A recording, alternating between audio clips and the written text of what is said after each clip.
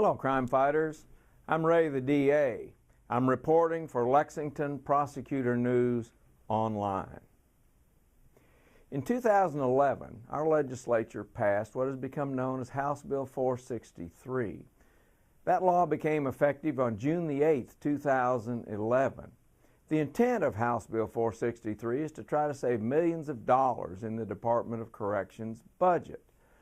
Part of House Bill 463 requires that certain inmates who are within 6 months of completing their prison sentence be released from prison early. On January the 3rd, 2012, the Kentucky Department of Corrections began that early release process. Scrolling behind me is the list of prison inmates who have already been released early. This early release program is kind of like being probated and under the supervision of the Probation and Parole Department. You should know some facts about just who is sent to prison in Kentucky and who isn't. In Kentucky, first offenders almost never go to jail or prison anyway. Normally, they're probated and required to participate in drug treatment and other programs. Most of the people who are sent to prison in Kentucky are part of that 5% of the criminals who commit between 70 and 80% of the crimes. Most of the 5%ers are what are classified by our legislature as, quote, nonviolent property offenders.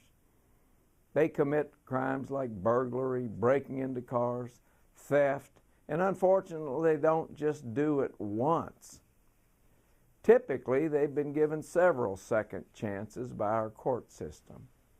And unfortunately, those 5%ers are the most prolific and predatory criminals that we must deal with. The public is entitled to be protected from these characters, and the way we do it is by incapacitating them, incarcerating them. And we know two things about those 5%ers.